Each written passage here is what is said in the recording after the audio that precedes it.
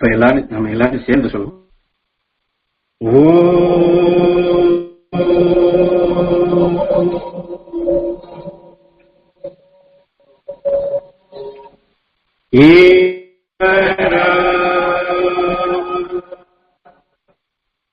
குருதேவா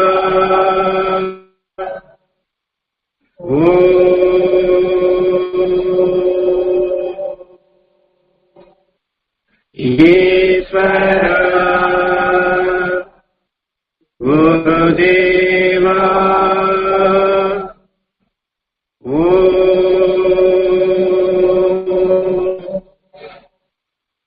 ஈஸ்வர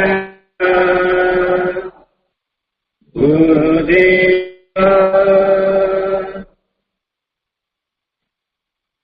அவரவர்கள் தாய் தந்தையரை மனதில் நினைவு கொள்வாங்க. அவங்க உடலை விட்டு பிரிஞ்சிருந்தாலும் சரி, உடலோட இருந்தாலும் சரி, அவங்க மேல நமக்கு எந்த நினைவு எந்த உணர்வு இருந்தாலும் சரி, மானசீகமா நினைவு கொண்டு வந்து அவங்கள முதல் தெய்வங்களாக வணங்கி எங்கள் தாய் தந்தையின் அருளாசி நாங்கள் அனைவரும் பெற அருள்வாய் ஈஸ்வரா.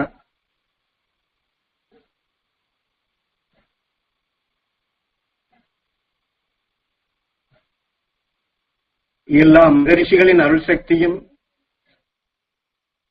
எங்கள் தாய் தந்தையர்க்கு அருள்வாய் ஈஸ்வரா.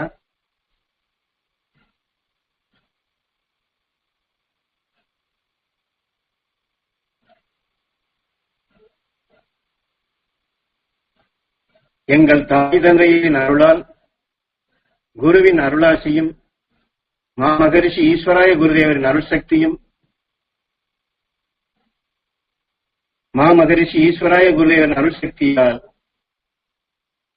எல்லா மகரிஷிகளின் அருள் சக்தியும் நாங்கள் அனைவரும் அருள்வாய் ஈஸ்வரா. ஓம் ஈஸ்வரா குருதேவா.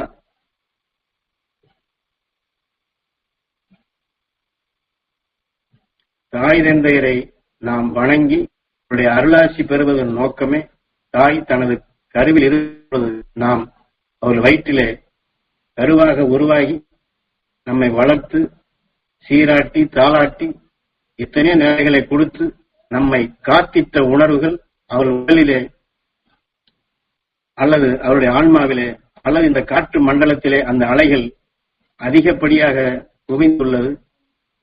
அதை நாம் கவர்ந்து எடுப்பதற்குத்தான் அவருடைய அருளாசியை வேண்டுவது. எனக்காக இந்த உலகிலேயே நம்மை காக்கக்கூடிய தெய்வம், முதல் தெய்வம் யார் என்றால் நமது தாய் தான். ஆகவே அது எண்ணினால் மட்டும்தான் அதற்கடுத்து எந்த நல்ல சக்தியுமே நாம் பெற முடியும். அதுதான் குரு என்று சொல்வது.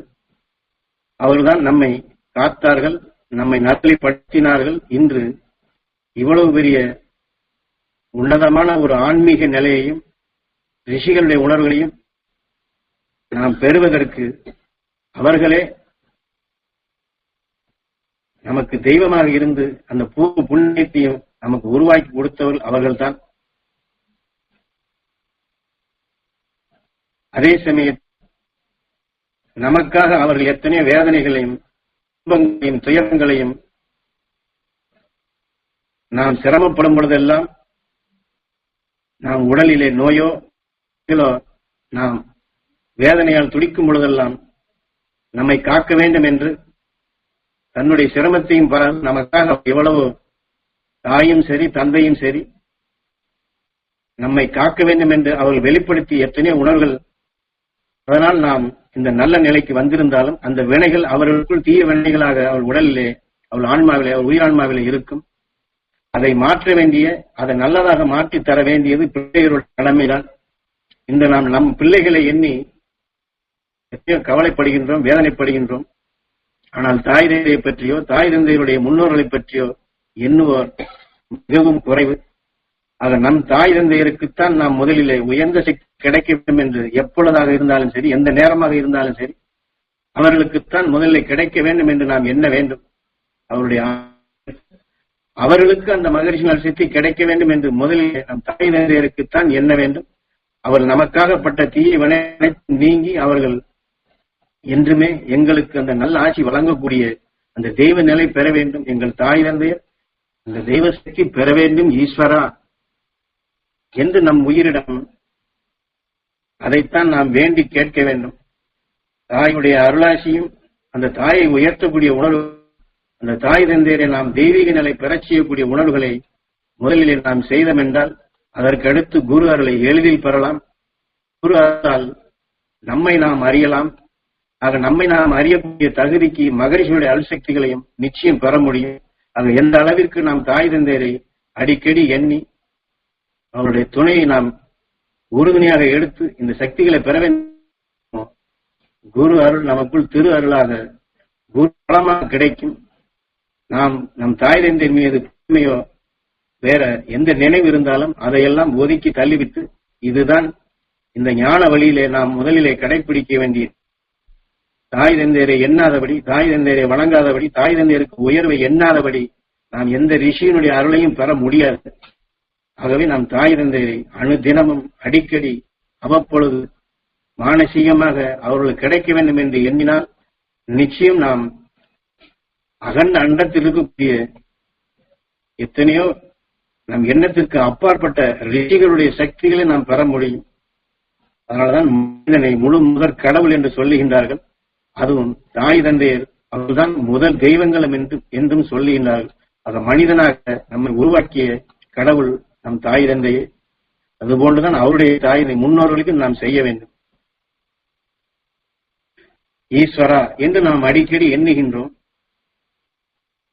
ஆக நான் யார் தான் யார் என்றால் இந்த உடலிலே உயிர் இருக்கும் வரைதான் நம்முடைய பேச்சாக இருந்தாலும் சரி, மற்ற எந்த செயல்களாக இருந்தாலும் சரி, நான் இல்லை நீ இல்லா இவ்வுலகில் இந்த உயிரின் உடலிலே இல்லை என்றால் நான் என்ற நிலையே இல்லை.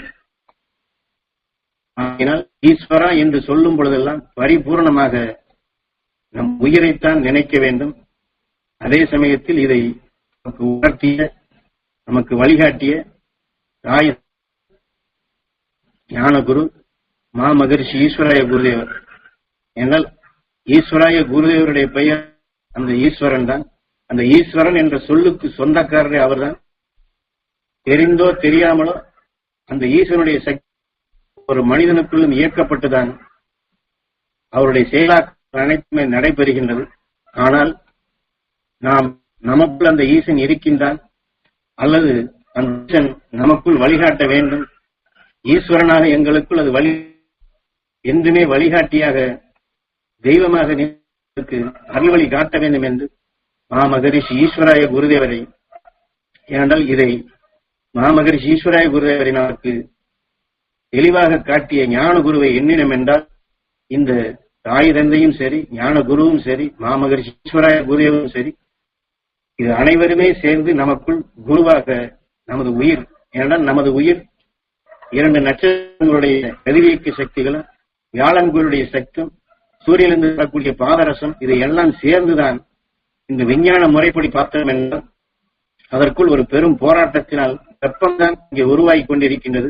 அதற்குள் வேறு ஒன்றும் கிடையாது. ஆனாலும் அது ஒரு இயக்க சக்தியாக, அழிவில்லாத சக்தியாக இருப்பதை நாம் குருவாக நமக்கு வழிகாட்டியாக அமைக்க வேண்டும் என்றால் தாய் தந்தையும் ஞான ஈஸ்வராய குருதேவ உணர்வுகளை அங்கே நிச்சயம் ஒருங்கிணைத்து இப்பொழுது தற்சமயம் இந்த கலந்துரையாடல் நாம் பேசியது போன்று பூர்வமாக ஈஸ்வரா என்று சொல்லும் பொழுதெல்லாம் தாய் தந்தையும் குரு மாமகரிஷி ஈஸ்வராய குருதேவன் ஏனென்றால் அவர்களிடம்தான் கேட்கின்றோம். அந்த உணர்வு அந்த யாகசாலையில், நம் உயிரின்ற யாகசாலையிலே அந்த நெருப்பிலே இது பட்டு நமக்குள் மனமாக ஒளி ஒளி அந்த ஒளி பேரருள் பேரொளி என்பது இங்கே மெய் ஒளி சப்தமாக அந்த ஈசனே தனக்குள் வந்து நானாக தானாக நமக்குள் அவனே ஈஸ்வர பற்றி சொல்வது போன்று உன் நினைவில் நான் வருவேன், உன் சொல்லாக நான் வருவேன், உன் நினைவில் நான் வந்து உன் சொல்லாக நான் வந்தால் உன்னுடைய செயல் என்றுமே தெளிவாக இருக்கும் என்று அவருடைய வாக்கின் சித்தப்படி நாம் ஈஸ்வரா என்று சொல்லும் பொழுதெல்லாம் ஏதோ புருவ மத்தியிலே நினைக்க சொல்லுகின்ற நமது உயிரைத்தான் கடவுளாக நினைக்க சொல்லுகிறார் என்று வெறுமனை எண்ணாதபடி இந்த உணர்வோடு நமக்குள் வெப்பத்தை உற்பத்தி செய்து கொண்டே இருக்கின்றது. மின் கதிர்களை பாய்ச்சிக் கொண்டே இருக்கின்றது. எலக்ட்ரானிக் என்ற முறைப்படிதான் அது இயங்கும். அதற்கு வேறு ஒன்று அறிவும் கிடையாது. அந்த உயிரை நாம் உயர்ந்த நிலையாக சக்திவான ரிஷித்தன்மை பெறக்கூடிய சக்தியாக நாம் உருவாக்க வேண்டும் என்றால் காரண பெயர் இந்த உயிருக்கும் ரிஷி என்றுதான் வைத்திருக்கிறார்கள். ஆக மாமகரிஷி ஈஸ்வராய குருவுடைய உணர்வுகளை, ஞான குருவுடைய உணர்வுகளை, அந்த தாய் தந்தை உணர்வை இணைத்து ஈஸ்வரன் நாம் மானசீகமாக இந்த உணர்வை நாம் ஏற்றுக்கொண்டோம் என்றால், ஒரு மத்தியில் எண்ணினாலும் சரி, அல்லது நினைவு விண்ணிலை செலுத்தி எண்ணினாலும் சரி, அல்லது தனக்குள் தான் ஈஸ்வரப்பட்டர் இருக்கின்றார், ஞான குருவும் இருக்கின்றார், ரிஷிகளும் இருக்கிறார்கள் என்று எண்ணினாலும் சரி, எப்படி எண்ணினாலும் சரி, நினைவு, இந்த உணர்வு, இந்த கவரக்கூடிய நுகரக்கூடிய வழி இதுதான். இதை ஒரு மைக்கிலே நாம் பேசப்பட சரி செய்கின்றோமோ, இந்த உணர்வோடு நாம் தியானம் செய்தால் அடுத்து நாம் எண்ணுகின்றோமோ அது நமக்குள் மிக மிக சக்தி வாய்ந்ததாக வந்து சேரும். அதனால்தான் தாய் தந்தையர் எவ்வாறு எண்ண வேண்டும், நமது குருவை எவ்வாறு எண்ண வேண்டும், ரிஷிகளை எவ்வாறு எண்ண வேண்டும், நமது உயிரை எவ்வாறு எண்ண வேண்டும் என்றால் இது அனைத்தும் ஒருங்கிணைந்து மிக மிக சக்தி வாய்ந்த, எப்படி ஒரு செடி கொடிகளுக்கு உரத்தை இடுவது போன்று நாம் நமது குரு காட்டிய வழி கடைபிடிக்க வேண்டிய தெரிகிறது. இந்த முறைப்படி எண்ணினம் என்றால் அந்த உயிர், அதாவது அந்த உயிர் என்றால் நமக்குள் இயங்கிக் கொண்டிருக்கக்கூடிய அந்த மின்னட்சி போன்று இயங்கக்கூடிய அந்த ஒளியான உயிர் இங்கே மகா சிவன் ராத்திரி. ஆக சாதாரண சிவன் ராத்திரி என்றால் ஒரு புழுவாக உடல் பெறுகின்றது. அதே சமயத்தில் மனிதனாக வளர்ச்சி பெற்றது மகா சிவன் ராத்திரி. நமக்குள் கல்கி இந்த முறைப்படி குருநாதர் காட்டிய நெறியினால் நமது உயிர் கல்கியாக அமைகின்றது, சொர்க்க வாசலாக அமைகின்றது. அந்த சொர்க்க வாசலாக அமைக்கக்கூடிய முறைக்குத்தான் இத்தனையும் சேர்த்து ஒவ்வொன்றாக எண்ணிக்கொண்டு நினைத்து கொண்டு இருப்பதல்ல. அந்த உணர்வோடு நாம் குரு மத்தியில் எண்ணினாலும் சரி, அல்லது ஈஸ்வரா என்று எண்ணினாலும் சரி, அல்லது ஈஸ்வர எண்ணினாலும் சரி, அல்லது ஞானகுரு எண்ணினாலும் சரி, அந்த சொர்க்க வாசலாக இது அமையும். அந்த சொர்க்க வாசலை நாம் திறந்தோம் என்றால் நினைவு, அதான் அர்ஜுனன் குறி தவறவே தவறால் அடுத்து அதற்கு அடுத்து நாம் சப்த ரிஷிகளை எண்ணினாலும் சரி, சப்த ரிஷி மண்டலங்களை எண்ணினாலும் சரி, துருவ நட்சத்திரத்தை எண்ணினாலும் சரி, அகஸ்தியரை எண்ணினாலும் சரி, அவருடன் உடனடியாக நாம் நம்முடைய நினைவுகள் ஒன்று சேரும். இதுதான் உயிருடன் ஒன்றும் உணர்வு என்று சொல்வது.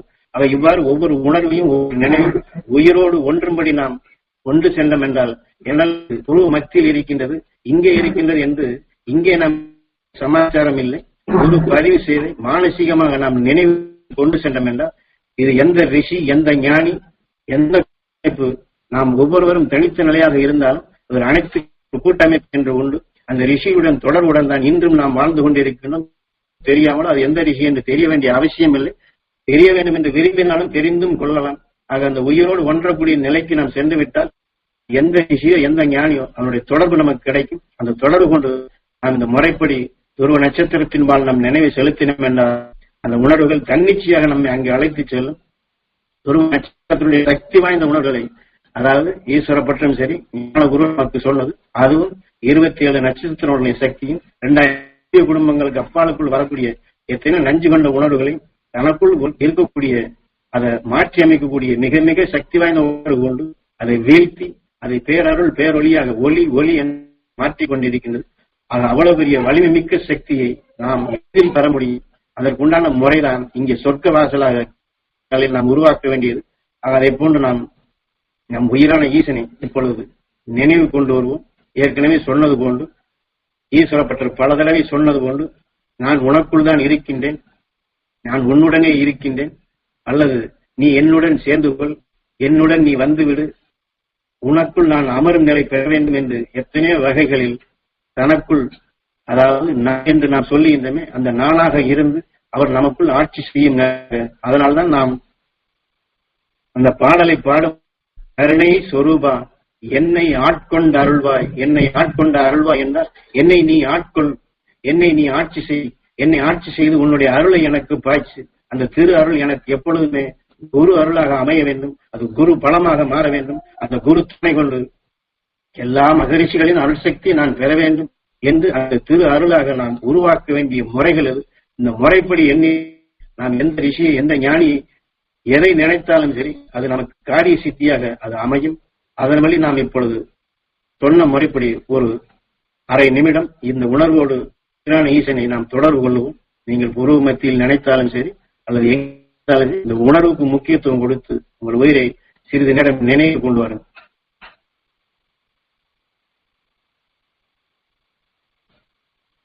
மாமகரிஷி ஈஸ்வராய குருதேவர் நினைவு கொண்டு வாருங்கள். மாமகரிஷி ஈஸ்வராய குருதேவர் என்றாலும், ஈஸ்வர பற்று என்றாலும், ஈஸ்வரன் என்றாலும், ஈசன் என்றாலும், உயிர் என்றாலும் எல்லாம் ஒன்றுதான்.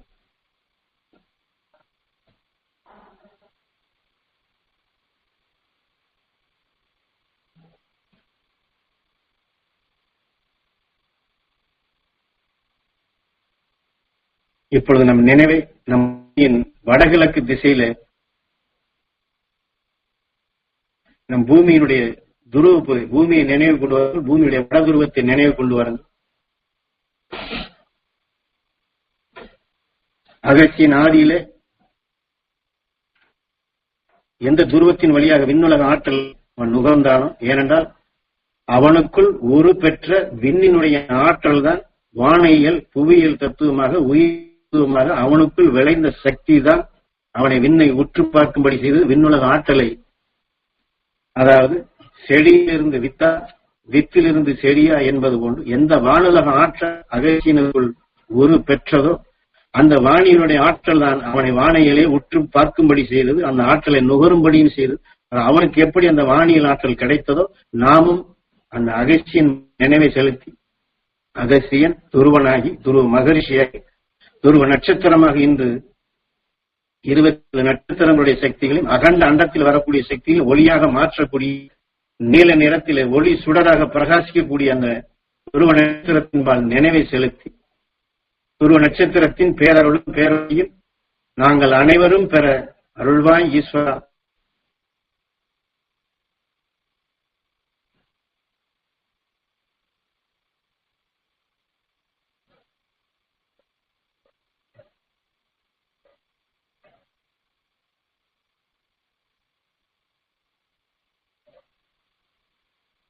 நம் நினைவுகள் துருவ நட்சத்திரத்திற்கு சென்று துருவ நட்சத்திரத்தோடு ஒன்றி இப்பொழுது முதலில் எப்படி தாய் தந்தையர் உணர்வு ஞானகுரு மாமகரிஷி ஈஸ்வராய குருதேவர் மகரிஷிகள் என்று சொல்லணும், இதே போன்று இப்பொழுது பரிபூர்ணமாக துருவ நட்சத்திரத்தின்பால் நம் நினைவை செலுத்தி துருவ நட்சத்திரம் வேறல்ல, நாம் வேறல்ல. இப்பொழுது நாம் துருவ நட்சத்திரத்தின் ஈர்ப்புக்குள் இணைந்திருக்கின்றோம். துருவ நட்சத்திரத்துடன் ஆயுள் கால மெம்பராக நாம் இப்பொழுது இணைந்திருக்கின்றோம். துருவ நட்சத்திரமே நமக்கு இல்லை என்று, ஏனால் ஒரு மனிதன் சாதாரணமாக ஒரு மனிதன் துருவ நட்சத்திரத்தின் உணர்வுகளை நுகர்ந்து கவர்ந்து அந்த முயற்சிகள் அது வெளிப்பட்டால் ஒரு 10 மைல் சுற்றளவுக்கு இந்த காற்று மண்டலமே பரிசுத்தம் அடையும் என்று சொல்லி இருக்கின்றது. அதுபோன்று நாம் அந்த துருவ நட்சத்திரத்தின் பேரருள் பேரொளி உணர்வுகளை நாம் நுகர்வோம், காப்போம், அதை இழுத்து அன்று காவியத்திலே காட்டப்பட்ட உண்மை தப்படி தன்னுடைய மூதாதையர்களை சாப விமோச்சனமுடைய செய்ய ஆகாய கங்கை எந்த பாகீரதன் அந்த விண்ணுலக ஆற்றலை இந்த பூமிக்குள் அழைத்து வந்தானோ அதுபோன்று மகரிஷி ஈஸ்வராய குருதேவர் இந்த கரி இது முடிந்து விட்டது, இது கல்கி யுகமாக உருப்பெற்றுக் கொண்டிருக்கின்றது. இந்த கல்கி யுகத்தை காண ஒவ்வொரு மனிதனும் நீங்கள் வாருங்கள், கல்கி யுகத்தை உருவாங்கள், கல்கி யுகத்தை அந்த உருவாகவே உருத்தாருங்கள் என்று நம்மை அவர் வரவேற்றுக் கொண்டிருக்கையாக அந்த துருவ நட்சத்திரத்தின் உணர்வுகளை இழுத்து கவர்ந்து அந்த கல்கி யுகத்தை உருவாக்கும். உயிர் கல்கி சொர்க்க வாசலாக இருக்கின்றது, அந்த சொர்க்க லோகமாக நாம் உருவாக்குவோம். துருவ நட்சத்திரத்தின் பேரருளும் பேரொழியும் தியானத்தில் அமர்ந்திருக்கும் அனைத்து உயிராத்மாக்களும் அந்த துருவ நட்சத்திரத்தின் பேரருளும் பேரொழியும் பெற வேண்டும் ஈஸ்வரா. நம் உயிரிடம் கேட்கின்றோம், ஈசனிடம் கேட்கின்றோம், குருவிடம் கேட்கின்றோம், மாமகரிஷி ஈஸ்வராய குருதேவரிடம் கேட்கின்றோம், அகத்தியரிடம் கேட்கின்றோம், எல்லா மகரிஷிகளிடம் இதை வேண்டுகின்றோம். அந்த துருவ நட்சத்திரத்தின் பேரருள் பேரொளி எந்த பாகீரதன் ஆகாய கங்கை என்பதை இந்த புவிக்குள் கொண்டு வந்து இந்த விமோசனத்தை தன்னுடைய முன்னோர்களை அவன் மீட்டினானோ நமக்கு வழிகாட்டிய கோடானு கோடி அந்த சித்தர்கள், ஞானிகள், முனிவர்கள், சப்த ரிஷிகள் அனைவருடைய ஆசைகளையும் நாம் பரிபூர்ணமாக நிறைவேற்றக்கூடிய சக்தி பெற்றவர்களாக நம்முடைய மூச்சு, நம்முடைய நினைவு, நம்முடைய சொல் அனைத்து அந்த துருவ நட்சத்திரத்திலிருந்து வரக்கூடிய சக்தி வாய்ந்த உணர்வுகள் நீல நிற ஒளி கற்றைகளை இழுத்து கவர்ந்து ஒவ்வொரு உயிராத்மாவிலும் அது படர வேண்டும். ஆத்மாவுக்கும் அந்த சக்தி கிடைக்க வேண்டும். அது மட்டுமல்ல, அந்த உயிரால் உருவாக்கப்பட்ட இந்த உடலான ஆலயத்திற்குள் ஒவ்வொரு அணுவிலும் ஒவ்வொரு உயிரணுவிலும் அந்த முகப்பிலும் எப்படி புருவ மத்தியை இணைக்கின்றோமோ அதுபோன்று ஒவ்வொரு அணுவினுடைய முகப்பிலும், அதாவது ஒவ்வொரு உடலுடைய முகப்பினுடைய அணுவிலும் இந்த முகப்புகளில் துருவ நட்சத்திரத்தின் பேரருள் பேரொலி அது படர வேண்டும்.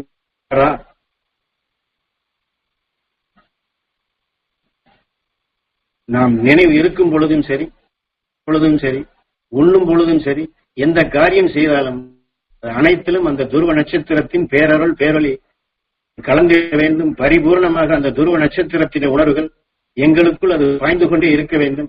இந்த பூமிக்குள் அது படர்ந்து கொண்டே இருக்க வேண்டும். நம் உயிரிடம் கேட்கின்றோம், ஞானகுருவிடம் கேட்கின்றோம், மாமகரிஷி ஈஸ்வராய குருவிடம் கேட்கின்றோம், அகஸ்தியரிடம் கேட்கின்றோம், எல்லா மகிழ்ச்சியிடம் கேட்கின்றோம். இச்சா சக்தி, கிரியாசக்தி, ஞான சக்தி. இந்த இச்சை நமக்குள் இது வசிஷ்டர் கவர்ந்து கொண்ட சக்தியாக மாறுகின்றது. ஒரு மனிதன் இழுத்தாலே 10 மைல் என்றால் 10 பேர் எடுத்தால் 100 மைல் சுற்றளவு, 100 பேர் எடுத்த இப்படி எண்ணிக்கொண்டே போகலாம். இந்த உணர்வலைகள் தான் இந்த பூமியை கல்கி யுகம் மாற்றக்கூடிய சக்தி. ஆக நாம் தான் கல்கி யுகமாக உருவாக்க வேண்டும். நமக்கு குருவும் சரி, மகரிஷிகளும் சரி, நமக்கு இட்ட பணி இதுதான். அந்த பணியை செய்வோம். ஆக என் குடும்பத்திற்கோ தொழிலுக்கோ இப்படி நாம் தனித்தனியாக எண்ண வேண்டியது அவசியமே இல்லை. நமக்குள் குரு, மாமகரிஷி ஈஸ்வராய குருதேவ உணர்வுகள், தாய் தந்தையினுடைய உணர்வுகள், எல்லா மகரிஷியின் உணர்வுகள் இங்கே நாம் உடலுக்குள் நம்மை ஆட்கொள்ளக்கூடிய சக்தியாக வந்துவிட்டால் இந்த உடலுக்கு, தொழிலுக்கோ குடும்பத்திற்கோ மற்ற எதற்குமே நாம் தனித்தனியாக கேட்க வேண்டிய அவசியமே இல்லை. என்னை ஆட்கொண்டு அருள்வாய் ஈஸ்வரா என்றால் அந்த ஈஸ்வரனுடைய சக்தி நம்முடைய பார்வை, நம்முடைய சொல், நம்முடைய மூச்சு அதுவாகத்தான் வரும். ஈஸ்வர சொன்னது போன்று நம்முடைய செயல் அதுவாக இருக்கும். நம்மால் முடியுமா, எனக்குள்ள கிடைக்குமா, எனக்கு அந்த தகுதி உண்டா, இப்படி செய்தால் என் குடும்பத்திற்கு பிரச்சனைகள் நீங்குமா, இதையெல்லாம் இந்த எண்ணத்திற்கு நாம் போக வேண்டியது இல்லை. அங்கே என்ன இருக்கின்றது, எது தடை செய்கின்றது, இது தடையா அது தடையா, அதுல என்ன இருக்கிறது என்பதை பார்க்க வேண்டிய அவசியமே இல்லை. அருளை பெற்றால் அங்கே நிச்சயம் ஒளிதான், இருள் அகன்றுவிடும். அருளை பெருக்க பெருக்க அதுதான் செல்வாக்கு என்று சொல்வது. அதைத்தான் ஈஸ்வரப்பற்றும் இங்கே மகாலட்சுமி என்று சொல்வார். மகாலட்சுமியாக நமக்குள் சகலத்தையும் கவரக்கூடிய சக்தி. ஆக சகலத்தையும் இங்கே கவரக்கூடிய சக்தி என்பது சகல சௌபாகங்களையும் சகல ஐஸ்வர்யங்களையும், ஐஸ்வர்யம் மீண்டும் இந்த உடலை பற்றி எண்ண வேண்டியதில்லை.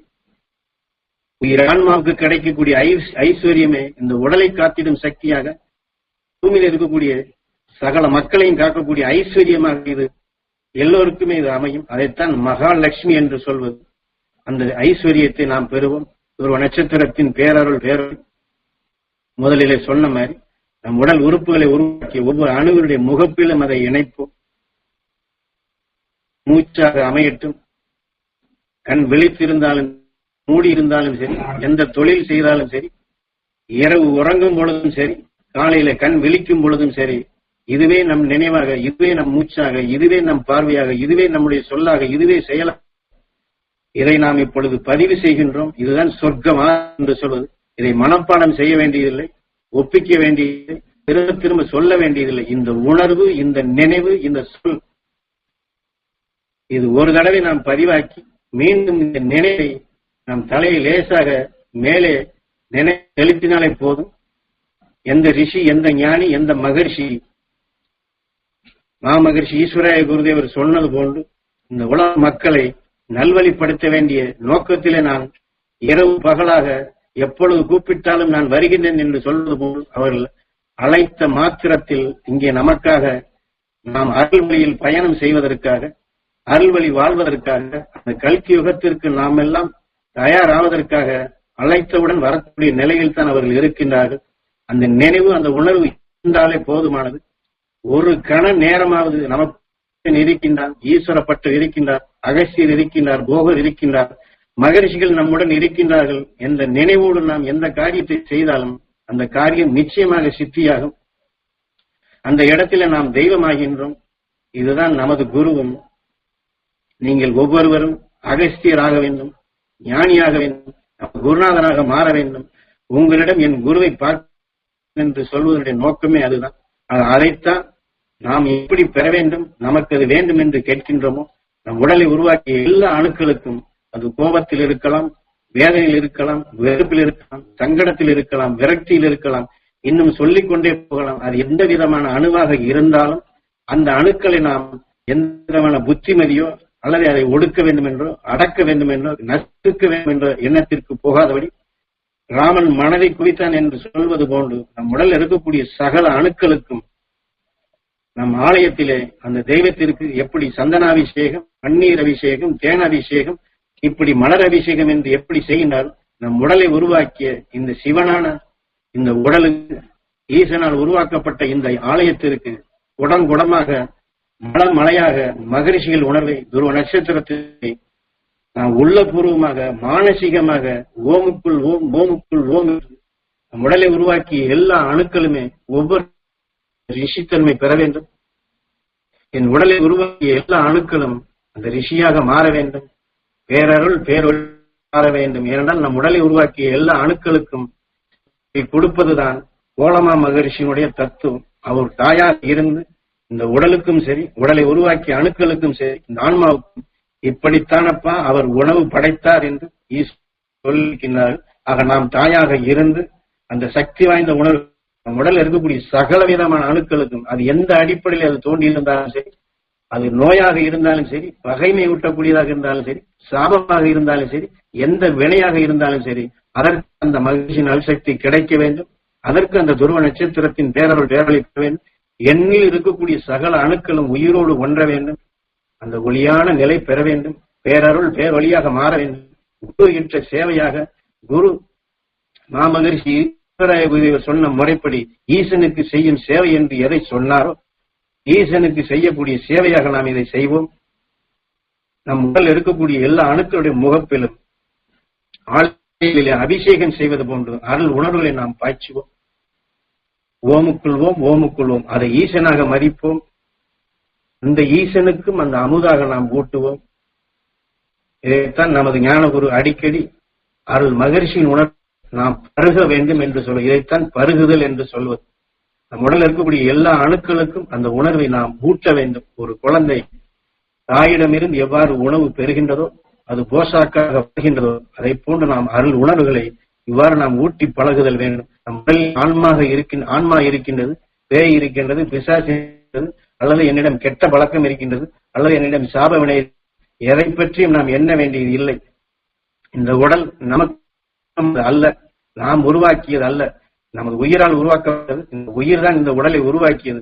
ஆக இந்த உடலை அவன் உருவாக்கினான் என்றால் இந்த உடலை சரி செய்வது நம்முடைய எண்ணத்தால், அது அவனுடைய பொறுப்புக்குத்தான் நாம் விட வேண்டுமே தவிர, என் உடலில் இது இருக்கின்றது, என் உடலிலே இது இருக்கின்றது, என் உடலில் இப்படி இருக்கின்றது என்று நாம் எந்த விதமான கலக்கத்திற்கும் செல்ல வேண்டியதில்லை. ஆக பொறுப்பு உயிராய் சார்ந்தது.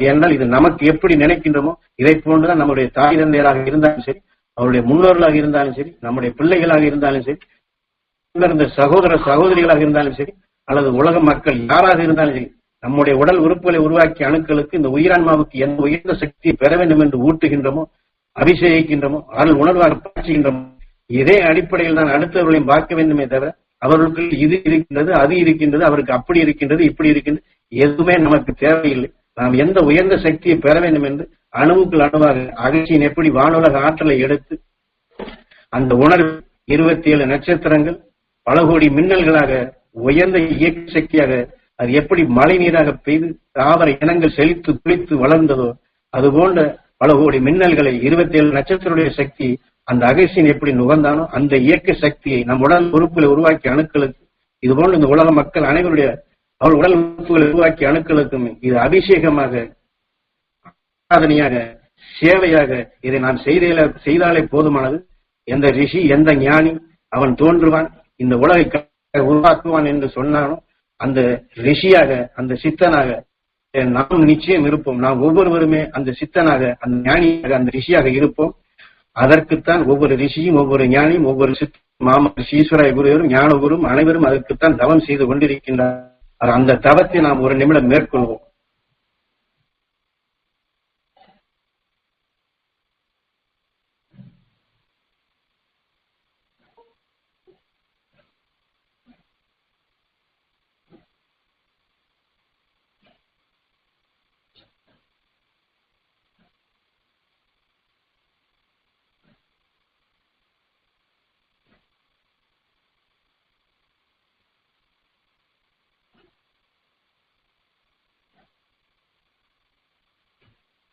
இப்பொழுது நாம் ஒரு உயிராத்மாவும் பெற வேண்டும், நம் உடல் உறுப்புகளை உருவாக்கி அணுக்கள் பெற வேண்டும், மக்கள் அனைவருக்கு இது கிடைக்க வேண்டும் என்று எவ்வாறு எண்ணினமோ இது போன்று இந்த மண்டலத்திலே உலக மக்களை காட்டிலும் 4 மடங்கு உயிரான்மாக்கள் சுழன்று கொண்டுள்ளது. அதிலே நம்முடைய முன்னோர்கள், ஏனென்றால் நம்முடைய நான் எனது என்று அல்ல, நமது என்று சொன்னாலும், திருமணமாகி என்னுடைய மனைவியுடையது என்று சொன்னாலும், கணவருடையது என்று சொன்னாலும், என்னுடைய தாய், இப்படி சொல்லிக்கொண்டே போனால் இது அனைத்துமே நிலையாகத்தான் வரும். ஆக மாமகரிஷி ஈஸ்வராய ஞானகுருவை தலைக்காவிரியிலே அங்கே அமர செய்து எத்தனையோ தவம் இருந்து உடலை விட்டு முழுமை பெறாத ஞானிகளை எவ்வாறு விண் செலுத்தும்படி அகசியனுடைய விண்ணுலக ஆற்றலை எடுத்து அந்த ஆன்மாக்களை விண் செலுத்தும்படி செய்தாரோ அதை போன்று இப்பொழுது நாம் மாமகரிஷி ஈஸ்வராய குருதேவரை எண்ணி ஞானகுரு அவர் காட்டியவர்கள் எவ்வாறு விண் செலுத்தினாரோ அந்த நினைவை எண்ணி அகசியமா மகரிஷிகளை எண்ணி அந்த சப்தரிஷி மண்டலங்களை எண்ணி அந்த அனைத்து சக்திகளும் அந்த சப்தரிஷி மண்டலங்களின் பேரொளி பெற வேண்டும். 30 முக்கோடி தேவாதி தேவர்களின் அந்த அருளாசி நாங்கள் பெற வேண்டும் என்று ஒரு நிமிடம் ஏங்கி இருப்போம்.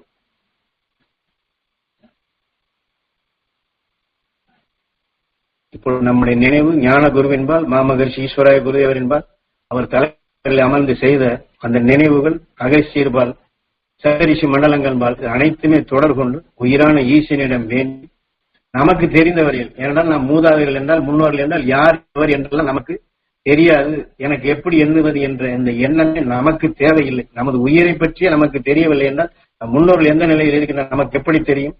குரு காட்டிய நெறியைத்தான் நம்ம செயல்படுத்துகின்றோம். அந்த உணர்வோடு செய்தால் அந்த முன்னோர்கள் விண் செல்வதையும் காணலாம், முன்னோர்கள் விண் சென்றதையும் தெரிந்து கொள்ளலாம், விண் சென்ற உணர்வையும் தெரிந்து கொள்ளலாம். ஆக முன்னோர்கள் எப்படி இருக்கின்றார்கள், இந்த உடலில் இருக்கின்றார்களா, மிருக உடலுக்கு சென்று விட்டார்களா, பிறந்து விட்டார்களா, இந்த எண்ணத்திற்கு எல்லாம் செல்லாதவை ஈஸ்வரட்டு சொன்னது போன்று 4 மடங்கு இந்த காற்று மண்டலத்தில் உடலை விட்டு பிரிந்த ஆன்மாக்கள் உண்டு. அந்த ஆன்மாக்களை எல்லாம் நாம் விண் செலுத்த வேண்டும். அதுதான் அவருடைய தலையாய நோக்கம். அந்த ஆன்மாக்கள் விண் சென்றாலே இந்த காற்று மண்டலம் பரிசுத்தமாகும். இந்த காற்று மண்டலம் பரிசுத்தமானால் இங்கே வாழக்கூடிய மக்கள் அனைவருமே ரிஷிகளாக ஞானிகளாக வளர்வார்கள் என்று சொல்லியிருக்கின்றார்கள். இப்ப எடுத்துக்கொண்ட சப்தரிஷி மண்டல உணர்வை நம்முடைய முன்னோர்கள் மூதாதையில் இருந்து அனைவரின்பால் நினைவை செலுத்தி இந்த விஞ்ஞானிகள் எப்படி முகப்பிலே இலக்கை நோக்கி செல்ல வேண்டும் என்று அதை பொருத்துகின்றார்களோ அதை போன்று ஞான குருவை எண்ணி மாமகரிஷி ஈஸ்வராய குருவை எண்ணி சப்தரிஷி மண்டலத்திற்கு செல்லக்கூடிய பாதை, சப்தரிஷி மண்டலத்திற்கு செல்லக்கூடிய ரூட் என்று எதை போட்டார்களோ அவர்களால் நினைவை செலுத்தி அந்த சக்தி வாய்ந்த உணர்வுகள் பிரிந்து சென்ற நம் முன்னோர்கள் மூதாதையருடைய அந்த உயிரிலே அந்த முகப்பிலே அந்த சக்தி இணைய வேண்டும். அந்த உயிரான ஈசனுக்கு அந்த தகுதி, அந்த பாக்கியம், அந்த சக்தி கிடைக்க வேண்டும். இந்த காற்று மண்டலத்தில் இருக்கக்கூடிய அந்த உயிரான்மாக்கள் அனைத்திலுமே அகசியன் துருவனாகி, துருவ மகரிஷியாகி, துருவ நட்சத்திரமாகி அந்த துருவ நட்சத்திரத்தை பின்பற்றி சென்ற அந்த சகல சப்தரிஷி மண்டலம் கோடி தேவாதி தேவ அத்தனை ரிஷிகளுடைய சக்தி அந்த உயிரான்மாக்களுடைய முகப்பிலே இணைய வேண்டும்.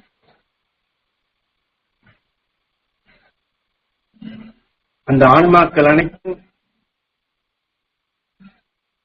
குரு அருளால் மாமகரிஷி ஈஸ்வராய குருதேவன் அருசக்தியால் இந்த புவியின் ஈர்ப்பை கடந்து இந்த புவியின் ஈர்ப்பிலிருந்து விடுபட்டு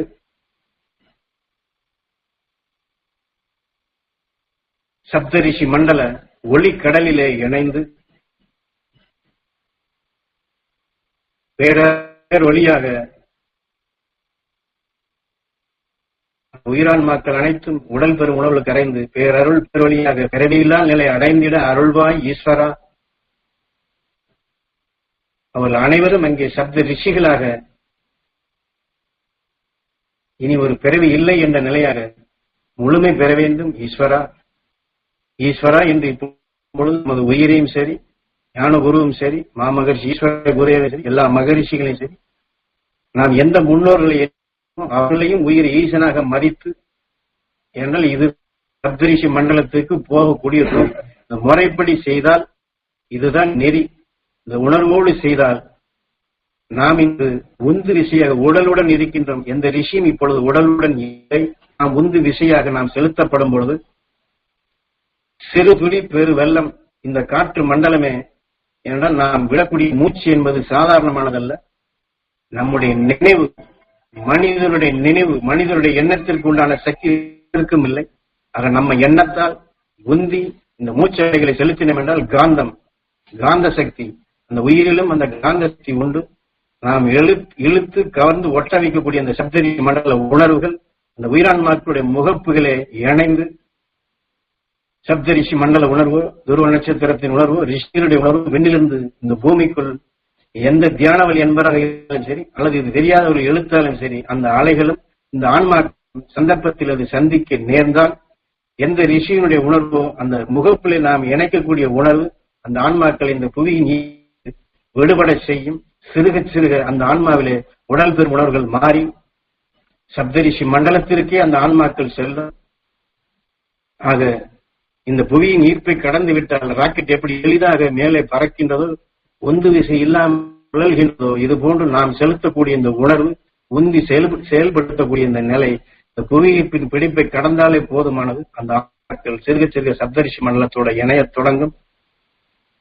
ஞான குருவும் சரி, மாமகரிஷி ஈஸ்வராய குருதேவர் நமக்கு காட்டிய முறை,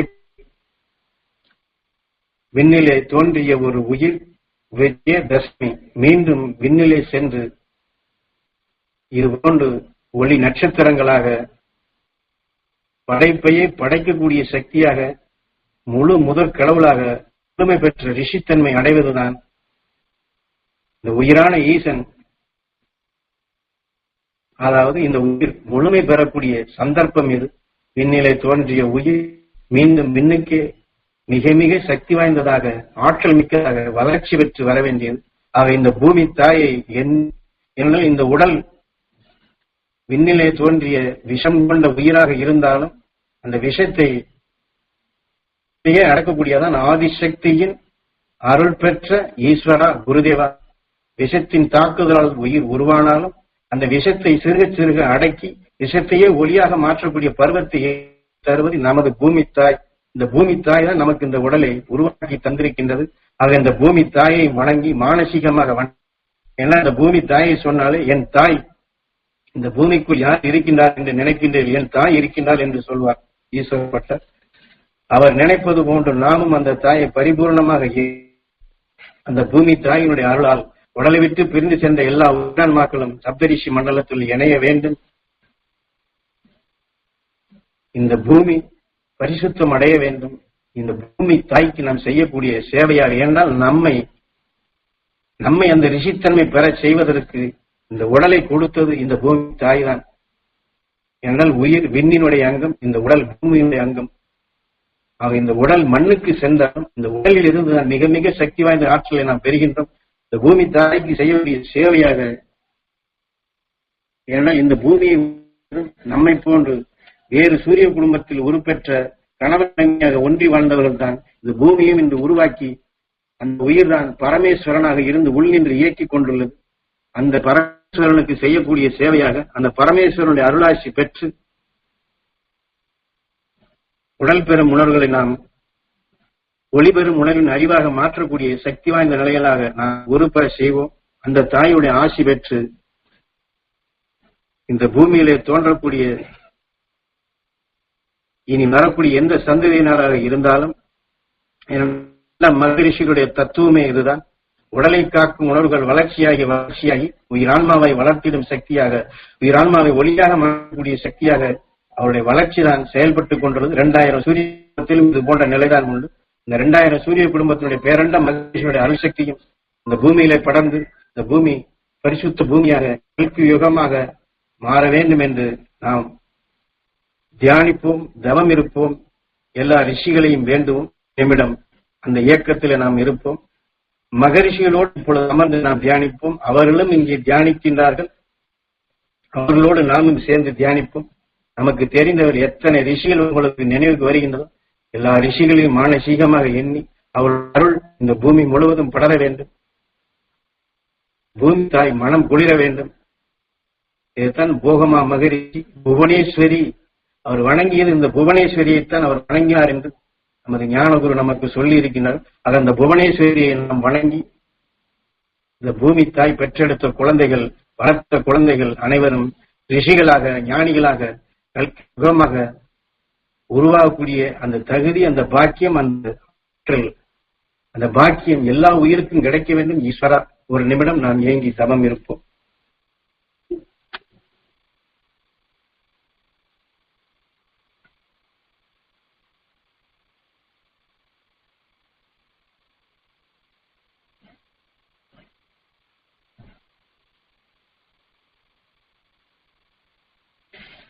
இப்பொழுது நாம் எல்லோருக்கும் கிடைக்க வேண்டும் என்று எண்ணி இருந்தாலும் நாம் பெற்ற சக்தி நம்மை சார்ந்தோர் கணவன் மனைவிக்கும் மனைவி கணவனுக்கும் அதுபோன்று பெற்றோர்கள் தன் குழந்தைகளுக்கும் தன்னுடைய உடன் பிறந்த சகோதர சகோதரிகளுக்கும் தான் தொழில் செய்யும் இடங்களிலும் நாம் பக்கத்தில் வாழக்கூடிய மக்களுக்கும் நாம் அன்றாடம் பத்திரிகை வாயிலாக எத்தனையோ வகைகள் நாம் எத்தனை பேரை சந்தித்திருப்போம்.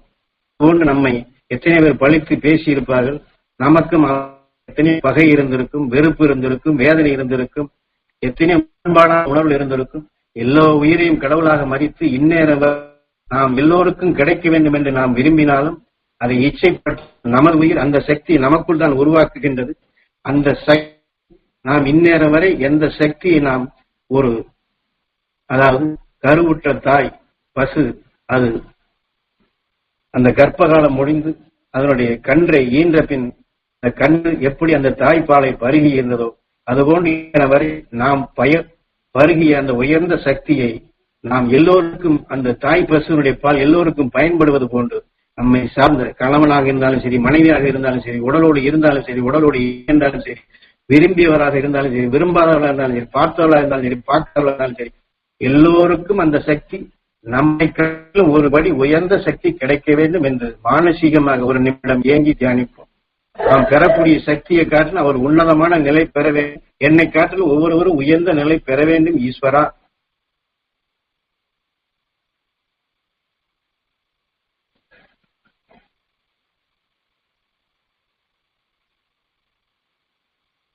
அனைவரும் ஞானகுருவின் அருள்சக்தியும் மாமகர்ஷி ஈஸ்வராய குருவின் அருள்சக்தியும் எல்லா மகர்ஷியுடைய அருள்சக்தியும் அனைவருக்கும் உறுதுணையாக அமைந்து அந்த நல்ல உள்ளங்கள் நல்லதை எண்ணுவோருக்கு உறுதுணையாக அமைந்து அந்த நல்லதை காக்கக்கூடிய சக்திகள் வளர்ந்து.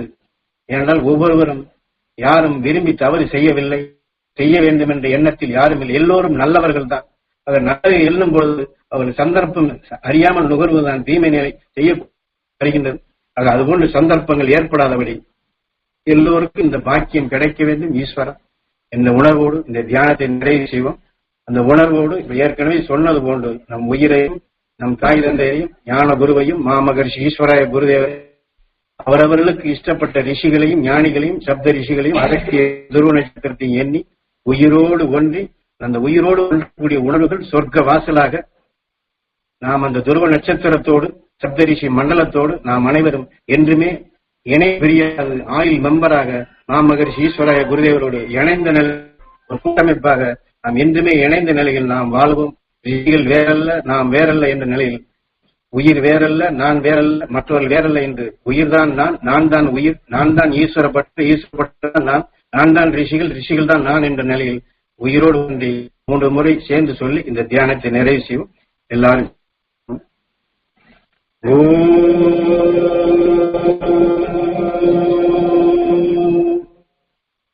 ஈஸ்வரா குருதேவா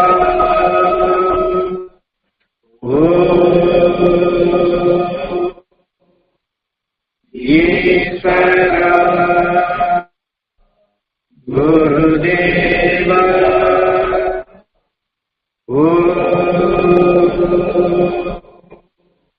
ஈஸ்வரா